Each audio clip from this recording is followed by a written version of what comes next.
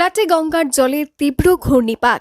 রাতের আঁধারে হুড়মুড়িয়ে ভয়াবহ ভাঙন দমাতে পারেনি বছর 17 নুরুল, সাব্বির, শফিকদের।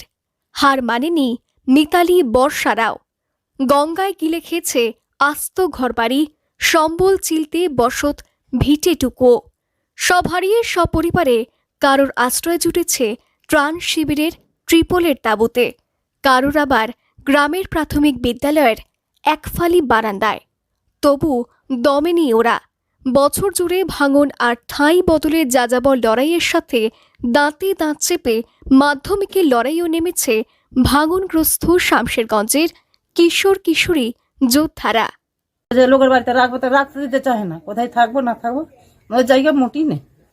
এখন সরকারের বলছি যে কিছু ব্যবস্থা আমাদের করে, মানে টাকাটা দিয়েছে, কোনো ব্যবস্থা এখনো হয়নি। এখন চাটাইয়ের তলায় থাকছে, চাটাইয়ের তলায় থাকছে, জায়গা জমি নিতে পারি না।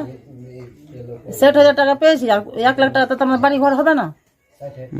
জায়গাটার ব্যবস্থা করুন, এটা বলছি তো কই ব্যবস্থা করছে না, কিছু শুনতে পাওয়া যায় না।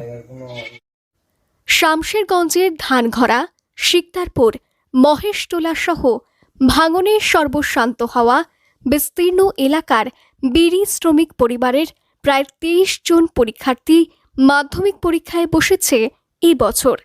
ঘর না পেয়ে ট্রিপলের তাঁবুর নিচে বসবাস করছে ধানঘরার নুরুল ইসলাম, সাব্বির আলী। একই নিয়তি শিকদারপুরের মোহাম্মদ সানাউল্লাহ, শফিক শেখের। কি বলবো, আমার একটা লস হয়েছে, মানে 1 মাস টিউশন পড়তে পারিনি, পড়াশোনা মানে পড়া যায়নি গঙ্গা ভাঙনের জন্য। তখন কিরকম আতঙ্ক সৃষ্টি হয়েছিল? অনেক। পরীক্ষা কেমন হচ্ছে এখন? ভালো। কোথায় সেন্টার তোমার? লস করবো। আর যাচ্ছ মানে কোন স্কুল থেকে তোমার স্কুল? আচ্ছা।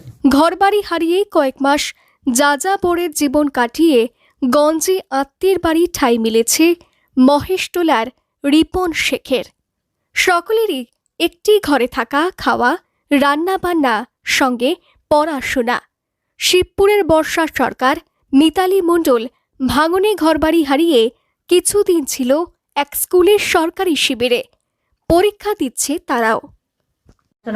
অসুবিধা হয়েছে যে গঙ্গা যখন ভাঙন হয় তখন মেয়ে পড়তে যেতে পারছে না, মাথায় একটা চিন্তা চেপে যাচ্ছে, পড়তে যেতে পারছে না, বাড়িতে পড়াশোনা হয় না, বিদ্যুতের কারেন্ট ছিল না, পড়াশোনা হয়ে গেছিল, লাইন কাটা পড়ে গেছিল, পড়াশোনা অসুবিধা প্রচুর হতো, ঠিক মতো পড়াশোনা করতে পারেনি, ঠিক মতো পড়াশোনা করতে পারেনি গঙ্গা ভাঙনের জন্য।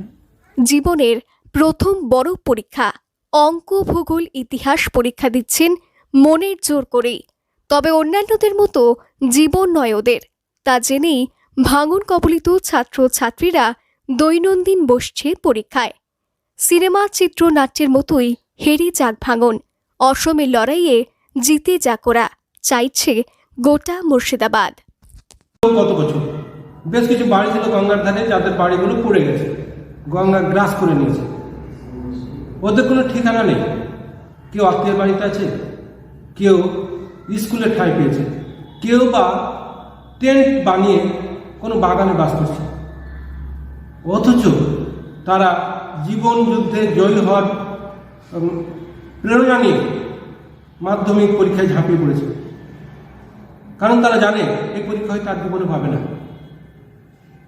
এত সমস্যা, এত কষ্টের মধ্যেও যে সমস্ত ছাত্রছাত্রী যাদের সংখ্যা কম নয়, মোটামুটি 24-এর উপরে, ধানঘরা, শিবপুর, চাচন্ড, লোহপুর, শিকদারপুর, প্রচুর গ্রাম আছে যেখানে এইরকম ছাত্রছাত্রীরা পরীক্ষা। মুর্শিদাবাদ থেকে কৌশিক অধিকারের রিপোর্ট, লোকাল 18 বাংলা।